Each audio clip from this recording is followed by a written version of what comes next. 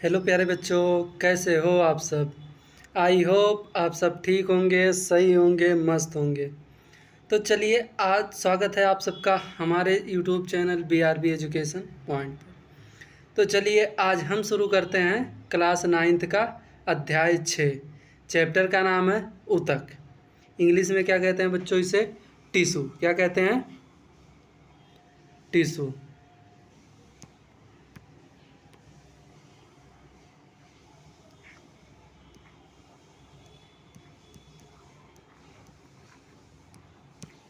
ठीक प्यारे बच्चों, चलिए सबसे पहले इसको एक नज़र में देखते हैं कि मतलब पूरा चैप्टर का रिवाइज कैसे करेंगे और पूरा चैप्टर का सारांश देखते हैं। ठीक है, तो सबसे पहले क्या आएगा? क्या आएगा बच्चों? ऊतक। चैप्टर का नाम है ऊतक, तो सबसे पहला हेडिंग क्या आएगा हमारा? ऊतक आएगा। तो ऊतक हमारा कितने प्रकार का होता है बच्चों? 2 प्रकार के। कितने प्रकार के होते हैं? 2 प्रकार के। पहला पादप ऊतक, दूसरा जंतु ऊतक। ठीक। अब दूसरा पादप ऊतक कितने प्रकार के होते हैं? ये हमारे 3 प्रकार के होते हैं। कितने प्रकार के होते हैं? 3 प्रकार के होते हैं। पादप ऊतक कितने प्रकार के होते हैं बच्चों? 3 प्रकार के। पहला विभाज्योतक। कौन सा? विभाज्योतक। ठीक। अब विभाज्योतक तुम्हारा 4 प्रकार के होते हैं। कितने प्रकार के बच्चों? 4 प्रकार के होते हैं। पहला प्राथमिक विभाज्योतक, दूसरा शीर्षस्थ विभाज्योतक, तीसरा पार्श्व विभाज्योतक और चौथा अंतर्वृष्ट विभाज्योतक। ठीक। अब दूसरा पादप ऊतक दूसरा क्या है? अस्थायी ऊतक। क्या है प्यारे बच्चों? अस्थायी ऊतक। ठीक। अब अस्थायी ऊतक भी हमारा कितने प्रकार का होता है बच्चों? 2 प्रकार का होता है। पहला सरल अस्थायी ऊतक। अब सरल अस्थायी ऊतक 4 प्रकार के होते हैं। कौन कौन से? Epidermis, parenchyma, collenchyma, sclerenchyma. ठीक। दूसरा क्या है? जटिल अस्थायी ऊतक। क्या है बच्चों? जटिल अस्थायी ऊतक। जटिल अस्थायी ऊतक 2 प्रकार के होते हैं, जाइलम और फ्लोएम। ठीक। आगे अब अगला हेडिंग क्या है हमारा? जंतु ऊतक। जंतु ऊतक कितने प्रकार के होते हैं बच्चों? जंतु ऊतक कितने प्रकार के होते हैं? 4 प्रकार के होते हैं। पहला एपिथेलियल ऊतक, दूसरा पेशीय ऊतक, फिर तंत्रिका ऊतक, फिर संयोजी ऊतक। ठीक। अब चलिए एक एक हेडिंग के बारे में हम सब विस्तार से पढ़ते हैं। ठीक है प्यारे बच्चों, तो पहला हेडिंग क्या है? ऊतक। ऊतक को इंग्लिश में क्या कहते हैं? टिश्यू।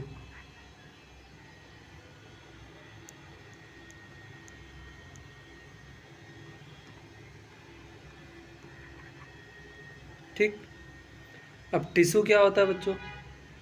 एक कोशिकाओं का समूह जो उद्भव व कार्य की दृष्टि से समान हो। यहाँ समान लिखा है, यहाँ केवल समान होता है, उसे ऊतक कहते हैं। एक कोशिकीय जीवों में सामान्यतः एक ही कोशिका के अंदर सभी महत्वपूर्ण क्रियाओं जैसे पाचन, श्वसन, उत्सर्जन आदि क्रियाएं होती हैं। मतलब ये कहने का कि कोशिकाओं का वह समूह जो एक की तरह संरचना वाले तथा एक ही तरह कार्य करने वाले, उद्भव मतलब होते हैं जहाँ से उत्पन्न होते हैं, मतलब एक ही जगह से या एक ही प्रकार के कई कोशिकाओं से क्या हो? उत्पन्न हो। ठीक। एक ही प्रकार के कोशिकाओं से उत्पन्न हो या एक ही प्रकार से कार्य करने वाले कोशिका या संरचना में भी समान हो, तो उसका समूह क्या कहलाएगा बच्चों? ऊतक कहलाएगा। कोशिकाओं का ऐसा समूह जो एक ही प्रकार का कार्य करता हो, मतलब जो समान रूप से कार्य करता हो, जिनका फंक्शन सेम हो, स्ट्रक्चर सेम हो। ठीक। अब जैसे इसमें क्या बताया है कि एक ही कोशिका के अंदर सभी महत्वपूर्ण क्रियाएं जैसे पाचन हो, श्वसन हो, उत्सर्जन हो आदि होती है तो उसे क्या कहेंगे? ऊतक कहेंगे।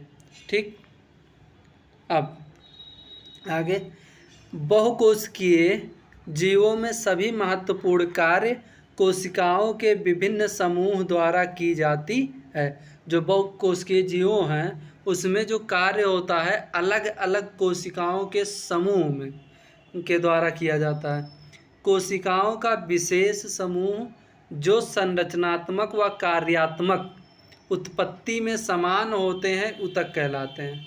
अब इसमें दिया है कि जो संरचनात्मक यानी कि संरचना के आधार पर मैंने ऊपर बता ही दिया, और कार्यात्मक कार्य के आधार पर, व उत्पत्ति में यानी कि जहाँ से उत्पन्न होते हैं, जन्म लेते हैं, उस क्या होते हैं? समान होते हैं। वही क्या कहलाते हैं बच्चों? ऊतक कहलाते हैं। ठीक, आगे, अब ऊपर हमने देख ही लिया कि ऊतक दो प्रकार के होते हैं, पादप ऊतक और जंतु ऊतक।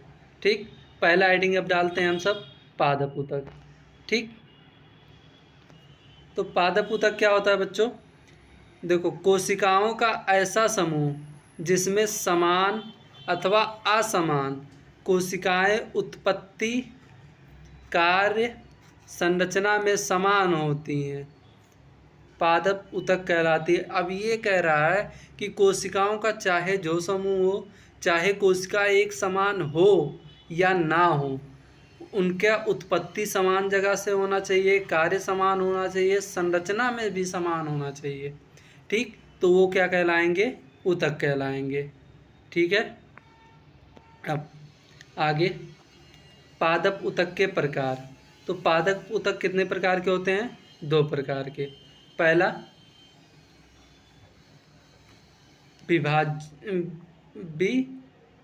विभाज्योतकीय या विभाज्योतकीय ऊतक, और दूसरा अस्थायी ऊतक। ठीक है प्यारे बच्चों, चलिए आगे हम सब देखते हैं।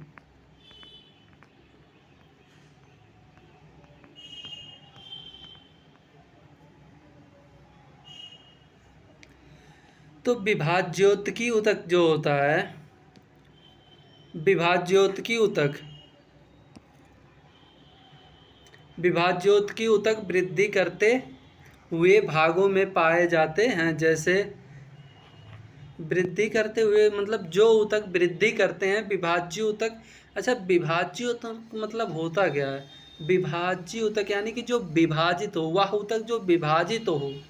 ठीक है, तो या वृद्धि करे, जैसे तने क्या होते हैं? बढ़ते रहते हैं, तो उसमें कौन सा ऊतक पाया जाएगा? विभाज्य ऊतक। जड़ भी बढ़ते रहते हैं, कौन सा ऊतक पाया जाएगा? विभाज्य ऊतक।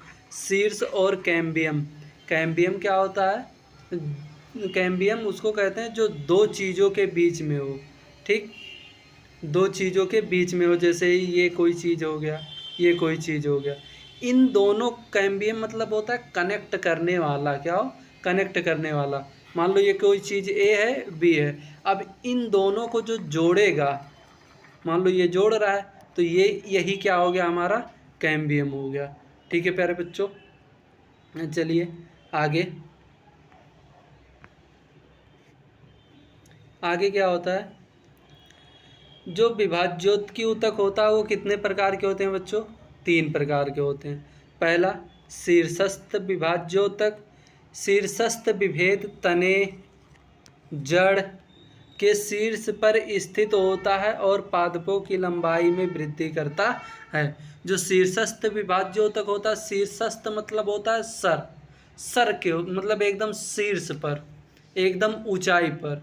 ठीक, और जो दूसरा क्या है बच्चों? पार्श्वीय विभाज्योतक। पार्श्वीय विभाज्योतक क्या होता है? पार्श्वीय विभाज्योतक, अब देखो यहाँ पे थोड़ा गलत लिख उठा है, सही कर लेना। पार्श्वीय विभाज्योतक या कैम्बियम, कैम्बियम मतलब कनेक्ट करने वाला, अभी बताया हमने, तने व जड़ की परिधि में स्थित होता है। कैसे स्थित होता है? तने और जड़ की परिधि में स्थित होता है। उनकी मोटाई में वृद्धि होती है। क्या होती है? मोटाई में वृद्धि होती है। ठीक, तीसरा क्या है हमारा? अंतःपृष्ठ या अंतर्विष्ट विभाज्योतक। ठीक, तो अंतर्विष्ट विभाज्योतक क्या होता है? पत्तियों के आधार या टहनियों के पर्व के दोनों ओर स्थित होता है। कहाँ होता है? दोनों ओर स्थित होता है। ठीक, यह इन भागों में वृद्धि करता है। ठीक है प्यारे बच्चों, आगे विभाज्योतक की विशेषता। जो विभाज्योतक है, विभाजित होने वाले ऊतक हैं, उनकी क्या क्या विशेषताएं हैं, ठीक, यही देखेंगे। पहला क्या है बच्चों?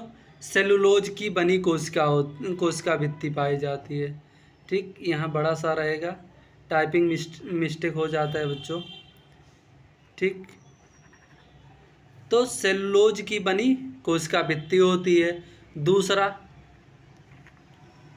दूसरा क्या होता है? कोशिकाओं के बीच में स्थान अनुपस्थित होते हैं, सटकर जुड़ी कोशिकाएं पाई जाती है। मतलब ये क्या कह रहे हैं कि अनुपस्थित स्थान मतलब उनके बीच कोई भी स्थान उपस्थित ही नहीं होता, यानी कि गैप नहीं पाया जाता, एकदम सटे हुए होते हैं, थोड़ा सा भी खाली जगह नहीं पाया जाता। तीसरा क्या होता है बच्चों? कोशिकाएं गोल होती हैं, अंडाकार या आयताकार होती हैं। चौथा, कोशिका द्रव्य सघन मतलब क्या होता है? गाढ़ा। ठीक, काफ़ी मात्रा में पाई जाती हैं। किस में पाई जाती हैं? काफ़ी मात्रा में पाई जाती हैं। आगे, नाभिक एक व बड़ा होता है, मतलब नाभिक एक ही पाया जाता है और बड़ा होता है। दूसरा, अगला क्या है?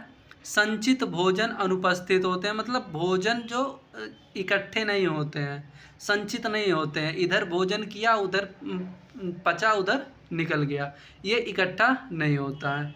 ठीक है, विभाज्योतक इकट्ठे नहीं होते हैं, इनमें भोजन संचित यानी कि एकत्रित करने की क्षमता नहीं होती है। ठीक है बच्चों, अगला क्या है? विभाज्य ऊतक के कार्य। इनका कार्य क्या है? कार्य देखेंगे बच्चों। लगातार विभाजित होकर नई कोशिका पैदा करना और पादपों की लंबाई व चौड़ाई में वृद्धि करना। इनका कार्य क्या है? विभाजित होकर नई कोशिकाएं बनाना और लंबाई और चौड़ाई में वृद्धि करना। ठीक, आगे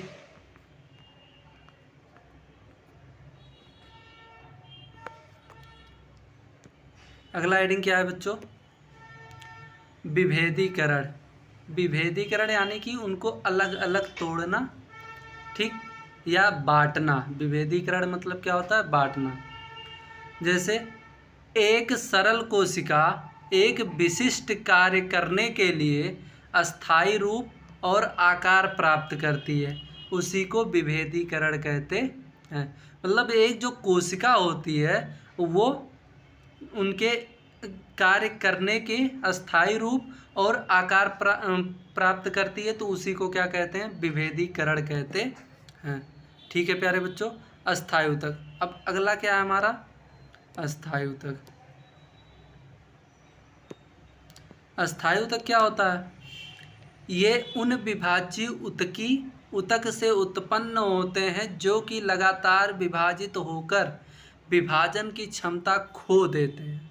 यानी कि ये कह रहा है कि जो विभाजित होने वाले ऊतक हैं, ये उन प्रकार के ऊतकों से निर्मित होते हैं जो अपना विभाजित होने की क्षमता को खो देते हैं, यानी कि अब वो विभाजित नहीं हो पाते, तो उसी को क्या कहते हैं? अस्थायी ऊतक कहते हैं। मतलब जो अब विभाजित ना हो सके, ठीक, या विभाजित होने की क्षमता को खो दें, तो उसी को क्या कहेंगे हम?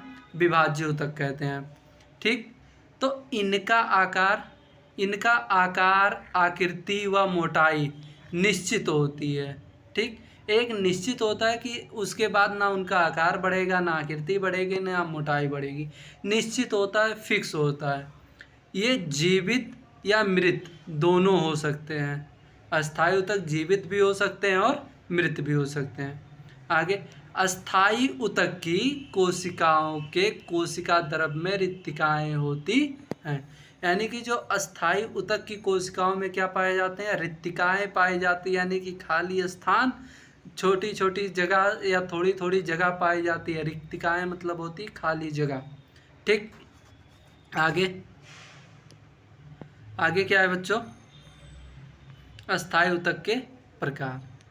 अब अस्थायी ऊतक कितने प्रकार के होते हैं? आकृति संरचना के आधार पर दो प्रकार के होते हैं। आकृति और संरचना के आधार पर देखेंगे कितने प्रकार के होते हैं, दो। पहला सरल अस्थायी ऊतक, दूसरा जटिल अस्थायी ऊतक। पहला हेडिंग हमारा क्या है, सरल अस्थायी ऊतक। ठीक, यह केवल एक ही प्रकार की कोशिकाओं का समूह होता है। सरल अस्थायी ऊतक क्या होता है, केवल एक ही प्रकार का, चाहे जिस प्रकार का हो, केवल एक ही प्रकार का कोशिका होगा, उसी के समूह को क्या कहेंगे, सरल अस्थायी ऊतक। ठीक, इसमें अलग प्रकार के कोशिका ना हो। ठीक, सरल अस्थायी ऊतक दो प्रकार के होते हैं, संरक्षी ऊतक और सहायक ऊतक। ठीक, अब संरक्षी ऊतक क्या होता है? संरक्षी ऊतक का मुख्य कार्य सुरक्षा करना है। क्या करना है, संरक्षी नाम में ही छुपा है रक्षा करना। तो संरक्षी ऊतक का क्या कार्य है, सुरक्षा करना। धन्यवाद बच्चों, आज की क्लास यहीं तक रहेगी। अब मिलते हैं अगले क्लास में। ठीक।